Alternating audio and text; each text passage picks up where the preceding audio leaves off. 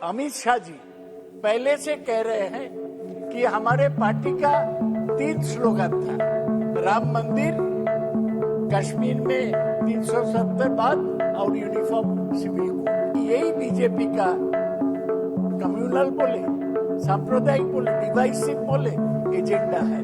हम इसको खिलाफ हैं। आप जिसको भगवान मानते वो जवाहरलाल नेहरू ने हमारे गाइडिंग प्रिंसिपल में रखा है। जिन्होंने भारत को तोड़ा वो मोहम्मद अली जिन्ना किस पार्टी के नेता थे?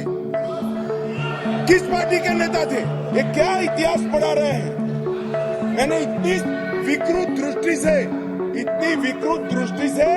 इतिहास का इंटरप्रिटेशन नहीं देखा है। अमित शाह जी पहले से कह रहे हैं कि हमारे पार्टी का 3 स्लोगन था, राम मंदिर, कश्मीर में 370 बात और यूनिफॉर्म सिविल कोड।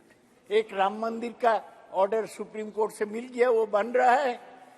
कश्मीर भी अब कर पाए हैं, यूनिफॉर्म सिविल कोड भी इस पर वो जंप करेंगे, क्योंकि यही बीजेपी का कम्युनल बोले, सांप्रदायिक बोले, डिवाइसिव बोले एजेंडा है। हम इसको खिलाफ है। हम अकेला रहेंगे तब भी इसको खिलाफ करेंगे। सर हमको बोलने दिया जाए। इतने वरिष्ठ सदस्य क्या बोल रहे हैं? यूनिफॉर्म सिविल कोड हमारे संविधान निर्माताओं ने हमारे गाइडिंग प्रिंसिपल में रखी हुई बात। जिस चीज को आप जिसको भगवान मानते वो जवाहरलाल नेहरू ने हमारे गाइडिंग प्रिंसिपल में रखा है, डायरेक्टिव प्रिंसिपल्स में रखा है। वो संविधान निर्माताओं ने रखा है कि आने वाले दिनों में देश के विधानमंडल और देश के संसद मंडल किस दिशा में चलने चाहिए। इसलिए ये इनको मालूम नहीं है कि वो क्या बोल रहे हैं। और इसी प्रकार से अगर बात करनी है तो इस विषय पर महोदय मैं चर्चा करने के लिए तैयार हूं, अगर इस विषय को आप अनुमति देते। अगर इसी तरह से बात करनी है तो जिन्होंने भारत को तोड़ा वो मोहम्मद अली जिन्ना किस पार्टी के नेता थे?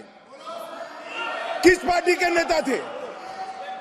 और मान्यवर उस वक्त तो, आज इनको मालूम नहीं है, श्यामा प्रसाद बाबू न होते, उन्होंने बंग न करा होता तो आज पश्चिम बंगाल भारत का हिस्सा न होता। कांग्रेस की डिजाइन से तो पश्चिम बंगाल बांग्लादेश में चला गया होता, पाकिस्तान में चला गया होता। श्यामा प्रसाद बाबू थे जिन्होंने बंग करा, इसके कारण आज बचा हुआ बंगाल भारत का हिस्सा है। ये क्या इतिहास पढ़ा रहे हैं? मैंने इतनी विकृत दृष्टि से इतिहास का इंटरप्रिटेशन नहीं देखा है। दूसरा बंग केवल और केवल श्यामा प्रसाद मुखर्जी के कारण हुआ।